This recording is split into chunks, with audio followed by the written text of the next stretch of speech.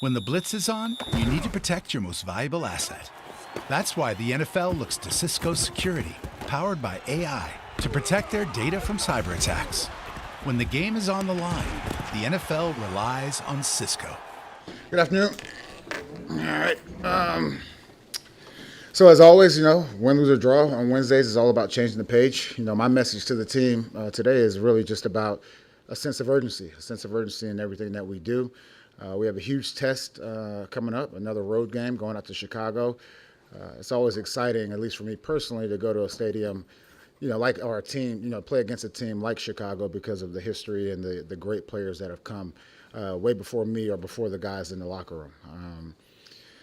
Offensively for these guys, let's start with the quarterback. He's a very good player. Like, this guy is able to extend plays. He's very athletic. I watched him a little bit, coming out. And then, really just diving into the tape, this guy is very athletic. He's elusive. He has great vision in the pocket. And I would say he scrambles more to make throws, not as much on the other side. You go against some quarterbacks and they'll take off and get down the field. Not saying that he doesn't do that, but he definitely does a good job keeping his eyes down the field and making those throws. Talking about, just some of their skill positions, they have, receivers that are very good players. It's a mix, a combination of young and old, I would say, on the team. You got a guy like Odunze, who's a rookie. A lot of us liked him coming out. And then you also have Mercedes Lewis, who's still going. This is like year 19 for a guy like that. So when you talk about a mix of old and young players, there are definitely two extremes. And even talking about Mercedes, he's still doing a good job in his role. And his role right now is to go out there and move bodies, and he does a good job there. As far as the backs are concerned, explosive, all had to be at the point of attack. And, it starts up front with us as far as the run game is concerned. Defensively, obviously they put Billings on IR, which is a loss for them. In saying that, they definitely still have a lot of players on the field that have played a lot of football and have played at a high level for an extended period of time.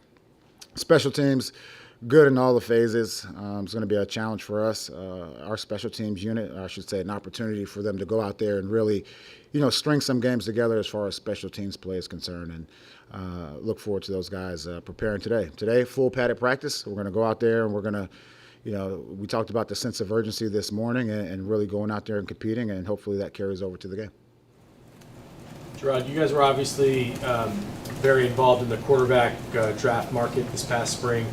Curious how much actual one-on-one contact you had with Caleb Williams during that process. A little, for me personally, not much. For me, I think it was pretty clear cut that he was going to be the first pick overall. Now, not speaking for the scouting department, I know they've done all their research and they had multiple interactions with Caleb. On your team, any chance to see Farmore today at practice, Strange, Caden Wallace? The three of those, they won't be at practice today. Jerod, will you consider making changes on your coaching staff, or is this a situation where you'd like to see this group stick together through practice? No, I would say, look, we all have to get better, and it starts, with me, and it starts with the coaches, and that's part of coming together as a staff. So we all have to get better. We all want to win games, and we need to win games now. And I think the sense of urgency message wasn't just for the players; it's also for the coaches. And nothing in this world, no matter who you are, myself included, is guaranteed.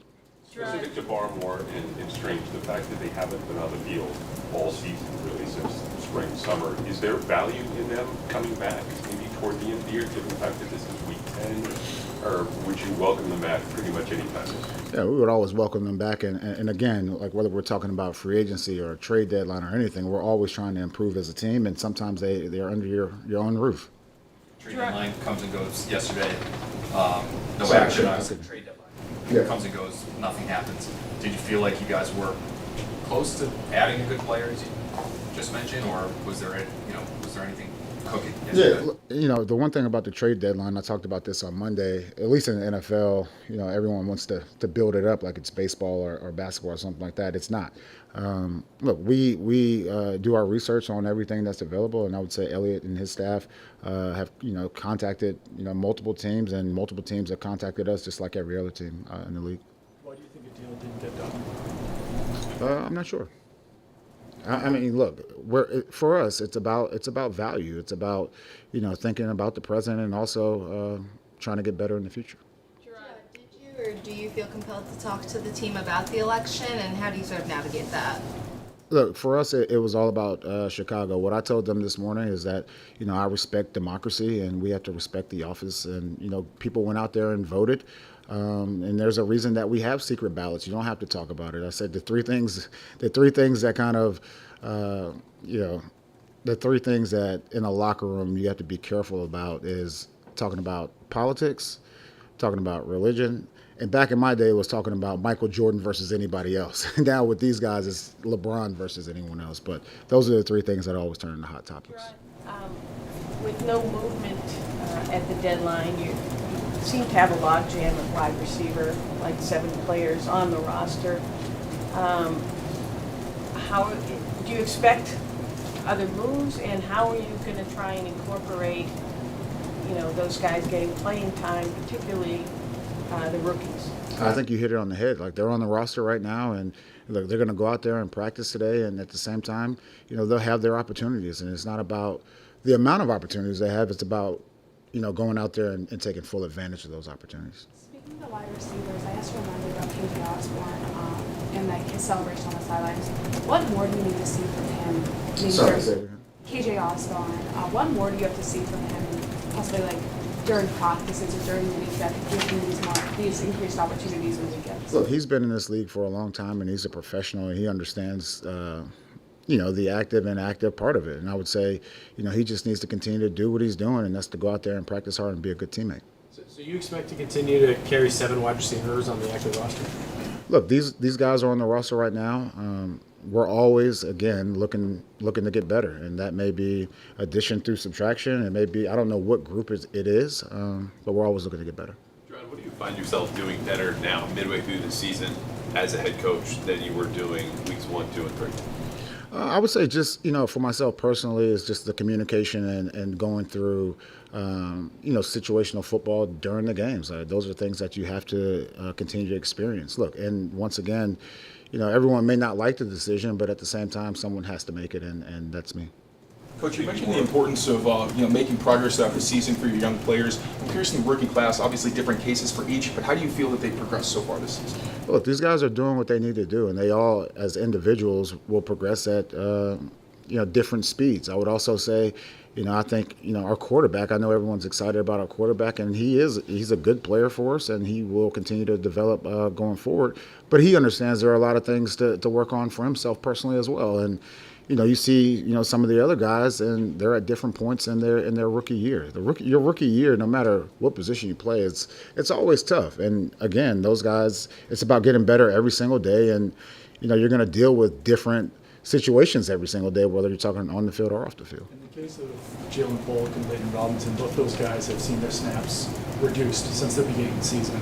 So how do you balance trying to do what's best in developing players week by week while also trying to put the best product on the field?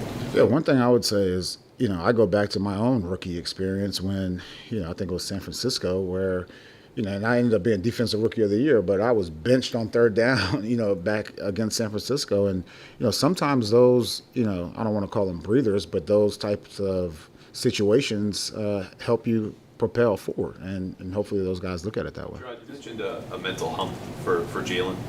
Do you feel like he's over that? Yeah, I think he's over it, and look, he has to go out there today and practice hard and perform, and he'll get opportunities based on what he does in the week of practice. This may be more of an LA question, but you guys picked up an offensive lineman yesterday, Jerod Robinson. What do you know about him? How does he project? Yeah, to me, look, another guy he's an interior guy, and we're just trying to find, good players to bring in here, and we think he's one of those. When you had the draft, you had a lot of time you spent.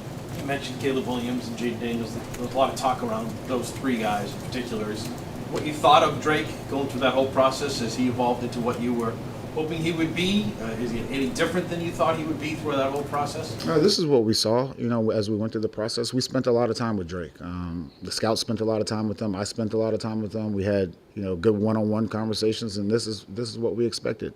And saying that, he's a very coachable guy, and talking to his coach in college, he said the exact same thing. He's a competitor. You talk to his dad, he says the exact same thing. So I think this, from a mentality standpoint, this is who he is, and we appreciate that mindset. Caleb Williams, he's had a lot of plays where he just doesn't give up on the play, and he really. That's right.